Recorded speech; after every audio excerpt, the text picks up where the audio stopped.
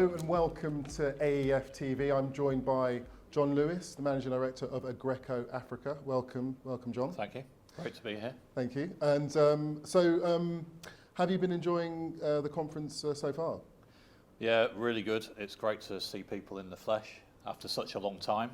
But yeah, really good. Some really good connections, meetings, and discussions in the forum so far. Yeah, and it's great to hear in the opening kind of address by Simon Gosling, the kind of the MD at EnergyNet, talking about the relationship that you guys have forged and being kind of sort of linchpins of this event itself. Kind of helping it sort of keep on. Yeah. Is that a relationship that you treasure in a way?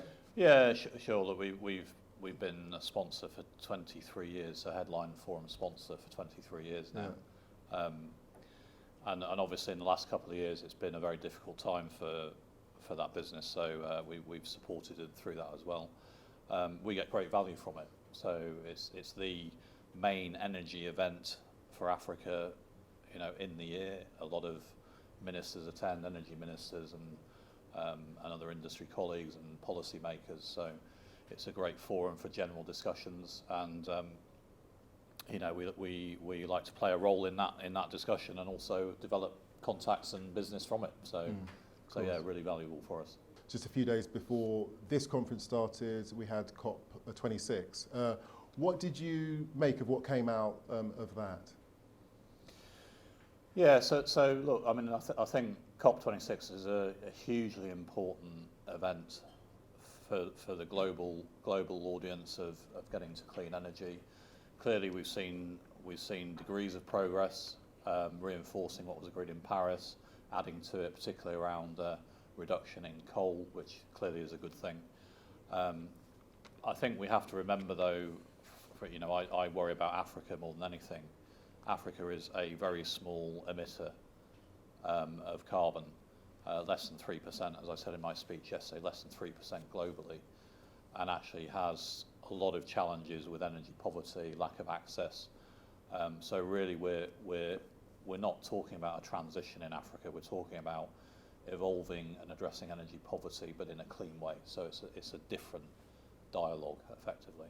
But I think some of that COP26 addressed the fact that the developed world needs to do more to help fund those problems in the developing world, because it's not reasonable to expect the non-emitters to just go to expensive solutions while the rest of the world is still relying on cheaper forms of energy. So it's getting the balance right. Getting the balance right, yeah. Absolutely.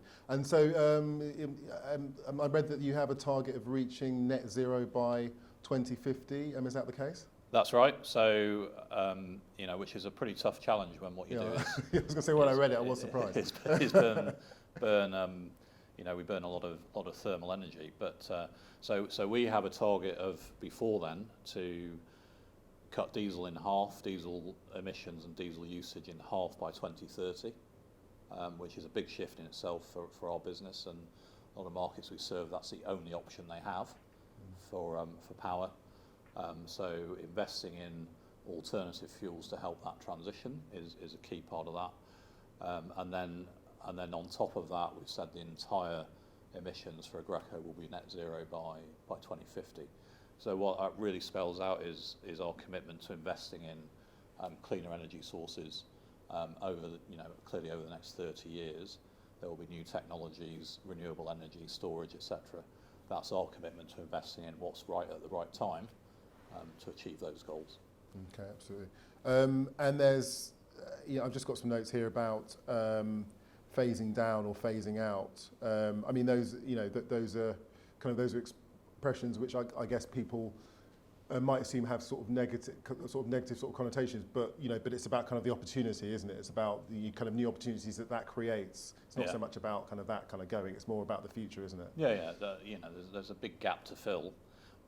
So even today, thermal energy in Africa only addresses at best 40% of the population. So, with renewables, with what we call hybrids, so a combination of thermal energy with renewables means you can actually take the generation to those communities and address the energy poverty at the same time in a much cleaner way.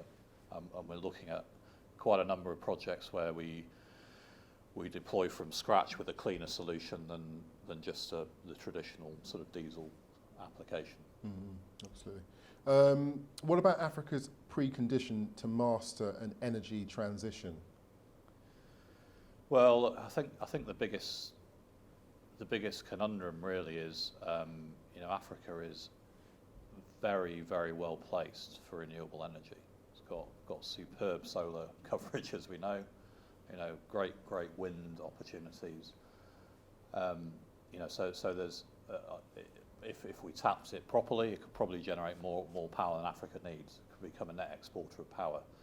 The challenge, of course, is capturing that and exporting it, and the transmission networks to do that, which are clearly in vast geographies difficult to achieve.